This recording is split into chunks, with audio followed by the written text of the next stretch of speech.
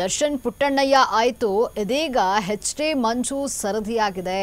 ರಾಜ್ಯ ಸರ್ಕಾರದ ಆರ್ಥಿಕ ಪರಿಸ್ಥಿತಿ ಬಿಚ್ಚಿಟ್ಟಿದ್ದಾರೆ ಮತ್ತೊಬ್ಬ ಶಾಸಕ. ಅಭಿವೃದ್ಧಿ ಕಾರ್ಯಗಳಿಗೆ ರಾಜ್ಯ ಸರ್ಕಾರ ಅನುದಾನವನ್ನ ನೀಡ್ತಾ ಇಲ್ಲ ಅಂತ ಕೆಆರ್ ಪೇಟೆ ತಾಲೂಕಿನ ನಾಗರಕಟ್ಟ ಗ್ರಾಮದಲ್ಲಿ ಎಚ್.ಡಿ. ಮಂಜು ಹೇಳಿಕೆಯನ್ನ ನೀಡಿದ್ದಾರೆ.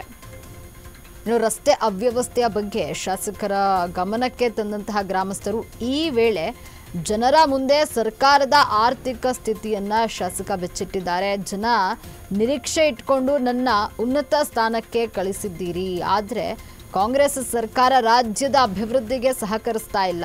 ತಮ್ಮ ಸಚಿವರು ಶಾಸಕರ ಕ್ಷೇತ್ರಗಳಿಗೆ ಅನುದಾನವನ್ನ ನೀಡ್ತಾ ಇಲ್ಲ. ಕಾಂಗ್ರೆಸ್ ಸರ್ಕಾರದಲ್ಲಿ ನಡೆದಿರುವಂತಹ ಅಭಿವೃದ್ಧಿ ಶೂನ್ಯವಾಗಿದೆ. ಇಂತಹ ಸಂಕಷ್ಟ ಪರಿಸ್ಥಿತಿಯಲ್ಲಿ ನಾನು ಶಾಸಕನಾಗಿದ್ದೇನೆ, ಆದರೂ ಸುಮ್ಮನೆ ಕೂರುವಂತಹ ಸೋಂಬೇರಿ ಶಾಸಕ ನಾನಲ್ಲ.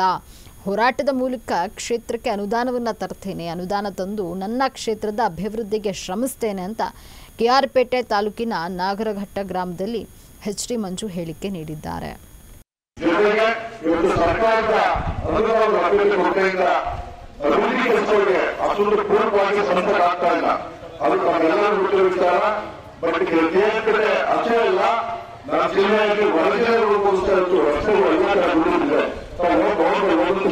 ಗಮನಿಸಿದ್ರೆ ವಿಶಾಲವಾದ ಪರಿಸ್ಥಿತಿಯಿಂದ ಗಮನಿಸಿದಷ್ಟು ಎಲ್ಲ ಕಡೆ ಕೊಟ್ಟಿಲ್ಲ, ಎಲ್ಲ ಕಡೆ ಸಮಸ್ಯೆ ಗೊತ್ತಾಗುತ್ತೆ. ನಾವು ಗೊತ್ತಿರಬೇಕಂದ್ರೆ ನಮ್ಮ ನಿರೀಕ್ಷೆ ಕಾನ್ಸ್ಟಿಟ್ಯೂನ್ಸಿಗಳ ಮತದಾನ ಪ್ರಕಾರ ನೋಡುವ ಅಲ್ಲೂ ಸಹ ಆಗಿರುವ ಸಮಸ್ಯೆಗಳಿದೆ. ಆದರೆ ನಾನು ಶಾಸಕ ಕೂಡ ಸೋಮವಾರ ಸಂಬಂಧಪಟ್ಟ ಸರ್ಕಾರಕ್ಕೆ ಸಮನ್ವಯ ಸಾಧಿಸಿಕೊಂಡು ಕೆಲಸ ಮಾಡಲಿಕ್ಕೆ ಪ್ರಾಮಾಣಿಕ ಪ್ರಯತ್ನ ಮಾಡ್ತಾ ಇದ್ವಿ.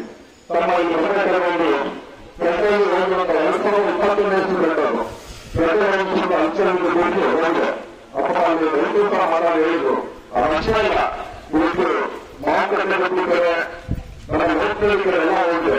ಲೋಕಲ್ ಮಾರುಕಟ್ಟೆ ಕೂತಾರೆ ಮತ್ತೆ ಬಂದಿತ್ತು, ತಾಂತ್ರಿಕವಾಗಿ ಮಾರುಕಟ್ಟೆ ಕೂತಾರೆ ಮಾತಾಡಿತ್ತು, ಲೋಕಲ್ ಆಗಿಲ್ಲ.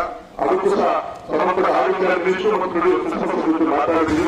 ಇದು ಕೂಡ ಆದಷ್ಟು ಬೇಗ ಮಾತಾಡಿಸಿ ಒಂದು ಪರಿಹಾರ ಕೆಲಸ ಮಾಡ್ತೀವಿ, ಪ್ರಾಮಾಣಿಕ ಕೆಲಸ ಮಾಡ್ತೀವಿ ಅನ್ನೋದನ್ನ ಈ ಸಂದರ್ಭದಲ್ಲಿ ಹೇಳ್ತೀವಿ.